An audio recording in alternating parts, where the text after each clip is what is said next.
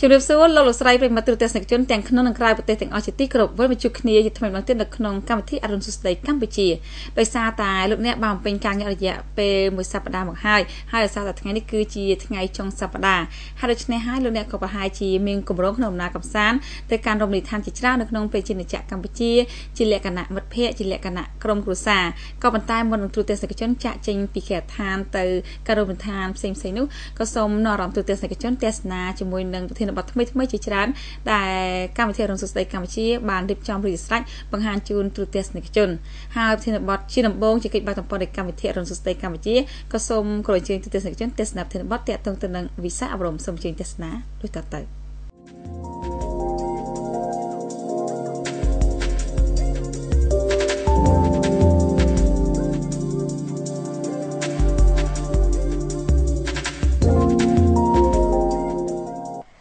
ពិព័រណ៍ផ្គត់ផ្គង់សម្ភារៈកសិកម្មនិងការផ្ដល់សក្ខីប័ត្រសម្រាប់សម្ភារៈកសិកម្មដែលមិនធ្លាប់មានពីមុនមកនៅក្នុងប្រទេសកម្ពុជា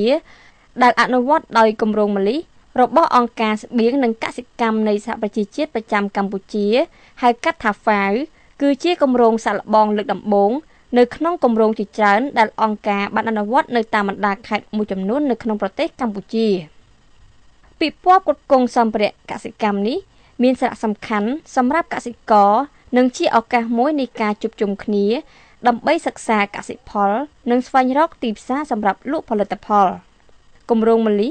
ដែលអនុវត្តដោយអង្គការស្បៀងនិងកសិកម្មនៃសហប្រជាជាតិមានកម្មវិធីចំនួន3គឺកម្មវិធីបណ្ដុះបណ្ដាលបច្ចេកទេសដាំដុះឲ្យកសិករមានសមត្ថភាពអាចផលិតបានទិន្នផលខ្ពស់កម្មវិធីទី2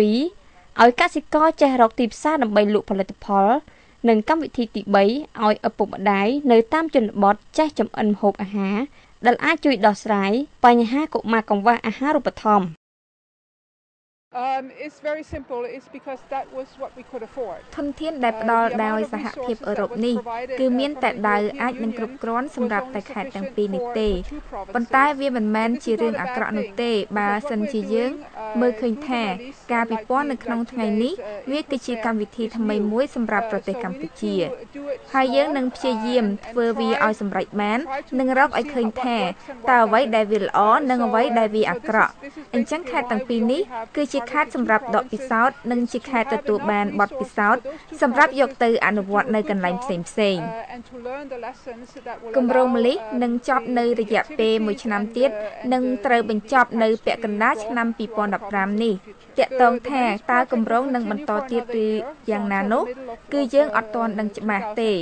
ប៉ុន្តែយើងសង្ឃឹមថានឹងមានប៉ុន្តែអ្វីដែលយើងទទួលបានវាគឺជាវិធីសាស្ត្រមួយនៃការដែលយើងប្រើប្រាស់ហើយយើងនឹងបង្ហាញឬយើងនឹងធ្វើឲ្យអ្នកផ្ដល់ជំនួយរកឃើញថាល្អសម្រាប់អនុវត្តបន្តទៀតប៉ុន្តែវាមិនចាំបាច់តែខាង FAO អ្នកធ្វើនោះទេគឺយើងនឹងដកពិសោធន៍ហើយអ្នកដទៃទៀតក៏អាចយកបទពិសោធន៍នោះយកទៅប្រើប្រាស់និងអនុវត្តទៅកាន់តំបន់ដទៃទៀតផងដែរពិតប្រាកដហើយ FAO មានគម្រោងផ្សេងទៀតតាក់ទងនឹងកសិកម្មប៉ុន្តែគម្រោងទាំងអស់នោះមិនដូចគម្រោងរបស់ម៉ាលីទេគម្រោងខ្លះគឺផ្ដោតសំខាន់ទៅលើបច្ចេកទេសសម្រាប់ដោះស្រាយបញ្ហាបច្ចេកទេសនៅកត្តាចង្រៃផ្សេងមានន័យថាគម្រោងម៉ាលីគឺជាគម្រោងតែមួយគត់ដែលមានលក្ខណៈប្លែកពីគម្រោងដទៃទៀតប៉ុន្តែ FAO មានគម្រោងផ្សេងទៀតដែលយើងធ្វើការផ្សេងគ្នាគម្រោងថ្មីនេះបាននឹងកំពុងអនុវត្តក្នុងខេត្តចំនួន2គឺខេត្តឧត្តរមានជ័យនិងខេត្តព្រះវិហារដោយសារតែកន្លងមកខេត្តទាំងពីរនេះជាខេត្តដាច់ស្រយាលកង្វះការវិនិយោគនិងទទួលបានការអភិវឌ្ឍតិចតួច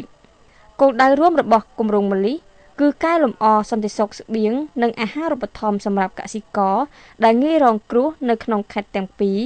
តាមរយៈការកែលម្អប្រព័ន្ធកសិកម្មបង្កើនចំណូលគ្រួសារនិងការធ្វើឲ្យកាន់តែប្រសើរឡើងនៅទម្លាប់បរិភោគអាហាររបស់គ្រួសារគម្រោងអនុវត្តលើខេត្តទាំងពីរនេះមាន9ស្រុកក្នុងនោះខេត្តឧត្តរមានជ័យមាន5ស្រុកនិងខេត្តព្រះវិហារមាន4ស្រុកព្រឹត្តិការណ៍2បានរៀបចំនៅក្នុងស្រុកអន្លង់វែងខេត្តឧត្តរមានជ័យហើយពិព័រណ៍នេះគឺជាលើកទី4ក្នុងចំណោមពិធីទាំង9ដែលត្រូវបានរៀបចំឡើងជាបន្តបន្ទាប់ដោយគម្រោងរបស់អង្គការ FAO ការពិព័រណ៍ពេលនេះគឺមានអ្នកចូលរួមជាង700នាក់ក្នុងនោះកសិករជាង400គ្រួសារមកពី13សហគមន៍គោលដៅរបស់គម្រោងសូមបញ្ជាក់ថាក្នុងមួយគ្រួសារទទួលបានសក្ខីប័ត្រដែលមានតម្លៃចាប់ពី$150ទៅ$200គម្រោងផ្ដល់ទុននេះបន្ទាប់ពីកសិករបង្កបង្កើនផលបានហើយកសិករត្រូវសងត្រឡប់មកវិញទឹកប្រាក់60%ចូលទៅសហគមន៍សន្សំប្រាក់របស់ពួកគាត់វិញដើម្បីឲ្យកសិករដទៃទៀតអាចបង្វិលថវិកានោះទៅដោះស្រាយនិងបង្កើនមុខរបរបន្ថែមក្នុងការលើកកម្ពស់ជីវភាពគ្រួសាររបស់ពួកគាត់ហើយការដោះដូរសក្ខីប័ត្រនេះជាវិធីសាស្ត្រដែលធ្វើឲ្យកសិករទទួលបានសម្ភារៈកសិកម្មព្រមទាំងគ្រាប់ពូជនិងជីកសិកម្មរួមទាំងសម្ភារៈផ្សេងៗគម្រោងនេះគឺជាការសាកល្បងមួយយ៉ាងសំខាន់សម្រាប់ការបដិញ្ញាចិត្តរបស់សហគមន៍កសិកម្មខ្លួនគាត់ក្នុងការកែលម្អនៅផលិតភាពកសិកម្មរបស់ពួកគាត់ហើយក៏ជាការសាកល្បងនៅការតាំងចិត្តរបស់ពួកគាត់ក្នុងការវិនិយោគនៅក្នុងការងារកសិកម្មផងដែរការតាំងពិព័រណ៍ដោសក្ខីប័ត្រនេះគឺដើម្បីផ្ដល់ឱកាសឲ្យប្រជាកសិករដែលបានជ្រើសរើសចូលរួមនៅក្នុងគម្រោងនេះគឺមានលទ្ធភាពក្នុងការជំរុញជាពិសេសជំរុញការប្រើប្រាស់ធនធានពិសេសគឺសម្ភារៈកសិកម្មដើម្បីគាត់ចូលរួមចំណែកក្នុងការបង្កើនផលិតផលគឺបង្កើនផលិតកម្មស្បៀងពិសេសគឺទិន្នផលស្រូវដែលចូលរួមនៅក្នុងគោលនយោបាយនាំអង្គចេញរបស់រដ្ឋាភិបាលដែលយ៉ាងហោចណាស់នៅក្នុងឆ្នាំ2015ឲ្យបាន1លានតោនបាទអញ្ចឹងទេគម្រោងនេះគឺជាគម្រោងមួយដែលសហការជាមួយអគ្គនាយកដ្ឋានកសិកម្មជាមួយអង្គការ FAO ក្នុងការជំរុញទិន្នផលស្រូវរបស់ប្រជាកសិករដែលយើងគិតថាប្រជាកសិករគាត់កង្វះខាតនៅថវិកាក្នុងការទិញសម្ភារៈកសិកម្មជាពិសេសជីដែលជីថ្នាំពុលហើយនឹងពូជស្រូវអីជាដើមដែលជាកត្តាមួយនៅក្នុងការជំរុញទិន្នផលស្រូវនៅក្នុងគម្រោងសាកល្បងនេះប្រជាពលរដ្ឋក្នុងខេត្តគោលដៅទាំងពីរប្រមាណជាង4000គ្រួសារដែលទទួលបានសក្ខីប័ត្រហើយថវិកានោះបានទទួលការឧបត្ថម្ភពីសហភាពអឺរ៉ុបតាមរយៈអង្គការស្បៀងនិងកសិកម្មនៃសហប្រជាជាតិប្រចាំកម្ពុជាគម្រោងនេះនឹងធ្វើឲ្យកសិករមានទុនទិញសម្ភារៈក៏ដូចជាគ្រាប់ពូជសម្រាប់អនុវត្តនៅក្នុងវិស័យកសិកម្មរបស់ពួកគាត់ការដែលចូលរួមក្នុងពិព័រណ៍នេះយើងគិតថានេះជាពិព័រណ៍មួយដែលរៀបចំជាលើកដំបូងនៅក្នុងប្រទេសកម្ពុជាដោយអង្គការ FAO តាក់ទងនឹងការប្រើប្រាស់ប្រព័ន្ធសក្ខីប័ត្រសម្រាប់សម្ភារៈកសិកម្មកន្លងមកនោះនៅប្រទេសផ្សេងៗគេមានធ្វើប៉ុន្តែដោយឡែកយើងជាអង្គការទី1ហើយដែលយើងបានរៀបចំសក្ខីប័ត្រនៅទីនេះខ្ញុំសូមជម្រាបថាកសិករដែលទទួលបានសក្ខីប័ត្រនោះគឺយើងមានលក្ខណៈវិនិច្ឆ័យនៃការជ្រើសរើសកសិករទាំងនោះសម្រាប់ទទួលសក្ខីប័ត្រទី1គឺជាកសិករដែលក្រីក្រយើងសម្ដៅកសិករដែលក្រីក្រហើយបានសហការជាមួយនឹងគម្រោងម្នេះនិងមួយទៀតជាកសិករដែលយើងធ្លាប់បានធ្វើការជាមួយនឹងខាងអង្គការ FAO ពីមុនមកហើយមួយទៀតជាកសិករដែលមានគេហៅថាក្រុមមិនមែនជាកសិករដែលគ្មានក្រុមទេអញ្ចឹងមានន័យថាជាសមាជិកក្រុមបានទទួលបានដោយសារគម្រោងម្នេះយើងបង្កើតឡើងគឺយើងធ្វើការជាមួយនឹងក្រុមកសិករគម្រោងម្លិះទទួលថវិកាក្រមកម្មវិធីសន្តិសុខស្បៀងសហភាពអឺរ៉ុបសម្រាប់រយៈពេល3ឆ្នាំកន្លះដោយចាប់ផ្ដើមនៅឆ្នាំ2011ហើយបន្តរហូតដល់ឆ្នាំ2015ក្នុងទឹកប្រាក់4លានអឺរ៉ូអង្គការស្បៀងនិងកសិកម្មនៃសហប្រជាជាតិហៅកាត់ថា FAO នឹងអនុវត្តគម្រោងនេះដោយសហការក្នុងភាពជាដៃគូជាមួយក្រសួងកសិកម្មរុក្ខាប្រមាញ់និងនេសាទថ្ងៃនេះខ្ញុំមានមោទនភាពណាស់ពេញចិត្តណាស់ដែលបានអង្គការផ្ដល់សក្ខីប័ត្រឲ្យខ្ញុំមកទិញគ្រឿងប្រដាប់ខាងកសិកម្មសម្រាប់ដោះដូរសម្រាប់បង្កើនជីវិតរបស់ខ្លួននេះណាបាទអញ្ចឹងខ្ញុំសប្បាយចិត្តណាស់ហើយខ្ញុំមកនេះគឺមានគោលបំណងទិញទី1ខ្ញុំទិញជីបាទទី2ខ្ញុំទិញគ្រឿងនង្គ័លគោយន្តណាបាទហើយបញ្ហា3ខ្ញុំយកចំណីមាន់ដើម្បីទៅពង្រីកបាទ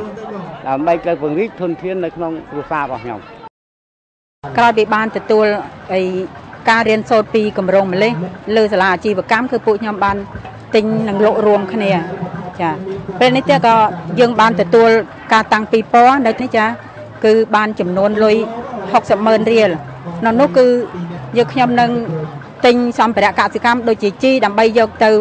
បង្កើនផលលើដំឡូងលើស្រូវគម្រោងនេះគឺពួកយើងនឹងទទួលស្វាគមន៍ថាល្អបំផុតហើយទី1គឺយើងចំណេញទៅដល់ខ្លួនយើងហើយ60% ទៀតយើងទទួលបានទៅលើសហគមន៍រួមតែម្ដងយើងនឹងបានប្រាក់លាភបានទទួលទៅតាមបុគ្គលម្នាក់គម្រោងមលីដែលបាននឹងកំពុងអនុវត្តក្នុងខេត្តគូដៅរបស់ខ្លួនរំពឹងថានឹងបង្កើនសមត្ថភាពកសិកម្មក្នុងការធ្វើពិពិធកម្មផលិតកម្មបង្កើនទំនាក់ទំនងទីផ្សារបង្កើនផលចំណេញសម្រាប់កសិករគូដៅបង្កើនចំណេះដឹងនិងសមត្ថភាពដើម្បីឲ្យគ្រួសារអាចអនុវត្តតាមទម្លាប់ការបរិភោគមានលក្ខណៈល្អប្រសើរជាងមុនលទ្ធផលរំពឹងទុករបស់គម្រោងសង្ឃឹមផងដែរក្នុងការពង្រឹងសមត្ថភាព